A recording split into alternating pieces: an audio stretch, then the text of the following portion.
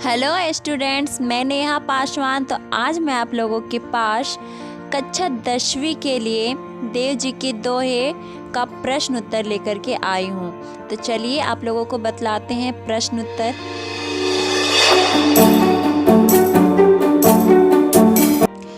तो हमारा पहला प्रश्न है कि कवि ने श्री ब्रज दुल्हा किसके लिए प्रयुक्त किया है और उन्हें संसार रूपी मंदिर का दीपक क्यों कहा है। तो कवि ने श्री ब्रज दुल्हा का प्रयोग कृष्ण के लिए किया है। जिस तरह एक दीपक पूरे मंदिर को रोशन कर देता है, उसी तरह कृष्ण पूरे संसार को रोशन कर देते हैं। इसीलिए उन्हें संसार रूपी मंदिर का दीपक कहा गया है। हमारा अगला प्रश्न जो है वो है कि पहले सवैये में से उन पंक्तियों को छांटकर लिखिए जिनमें अनुप्रास और रूपक अलंकार का प्रयोग हुआ है।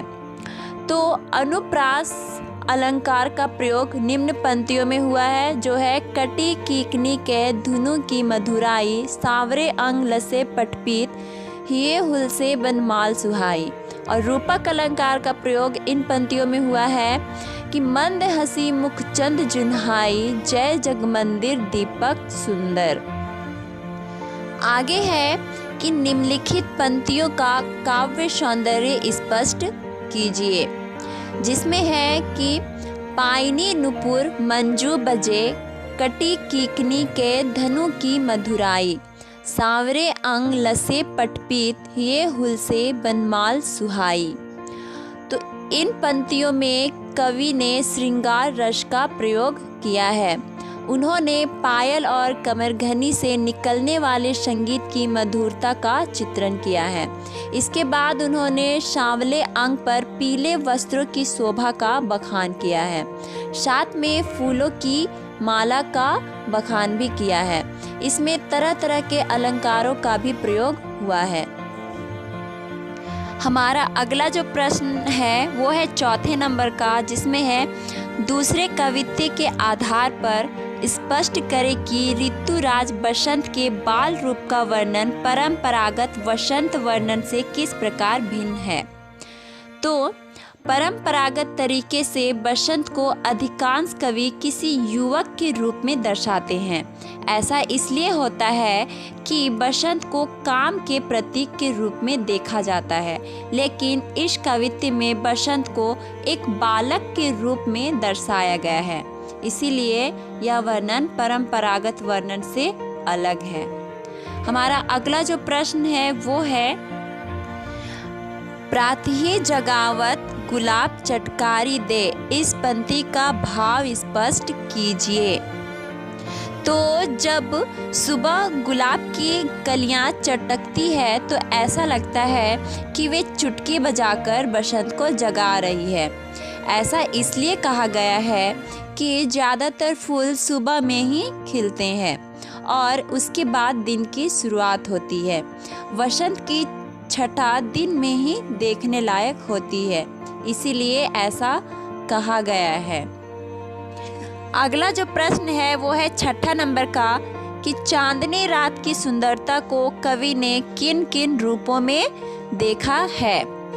तो चांदनी रात की सुंदरता को कवि ने कई रूपों में देखा है, जैसे कि स्फटिक, दही का समंदर, दूध का झाग, दर्पण आदि। इन सब उपमाओं में सफ़ेद रंग की बहुलता है, जो प्रकाश और शुद्धता का प्रतीक माना जाता है। सातवां जो प्रश्न है वो है प्यारी राधिका को प्रतिबिंब सो लगत चंद, इस पंक्ति का भाव स्पष्ट करते हुए बताइए कि इसमें कौन सा अलंकार है।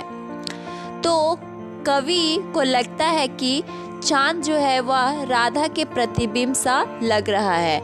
यहाँ पर व्यतिरेक अलंकार का प्रयोग हुआ है, क्योंकि चांद को राधा ना मानकर उसका प्रतिबिंब माना गया है। इसका मतलब है कि चांद को राधा से नीचे दर्जे का दिखाया गया है। आठवां प्रश्न है कि तीसरे कवित्व के आधार पर बताइए कि कवि ने चांदनी रात की उज्ज्वलता का वर्णन करने के लिए किन किन उपमानों का प्रयोग किया है। तो चांदनी रात की उज्ज्वलता का वर्णन करने के लिए कवि ने स्फटिक की रोशनी, दही के सफ़ेद रंग, दूध के झाग आदि उपमानों का प्रयोग किया है। अगला जो प्रश्न है वो है कि पठित कविताओं के आधार पर कवि देव की काव्यगत विशेषताएं बताइए। तो कवि देव ब्रज भाषा में लिखते थे, लेकिन उनके शब्दों के चयन से पता चलता है कि वे बहुत ही संस्कृत भाषा का प्रयोग करते थे। कवि को यदि श्रृंगार रस का कवि कहा जाए तो इसमें अतिशयोक्ति नहीं होगी। कवि को प्रकृति की सुंदरता के चित्रण में महारत हासिल है। वे तरह तरह के अलंकारों का प्रयोग करते हैं।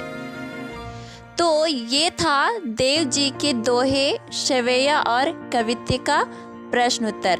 अगर इससे रिलेटेड आपको कोई भी प्रश्न पूछना हो तो आप हमारे चैनल के नीचे कमेंट बॉक्स में जाकर के पूछ सकते हैं, और साथ ही साथ हमारे चैनल को ज़रूर सब्सक्राइब करें ताकि वीडियो का पता आप लोगों को चल सके।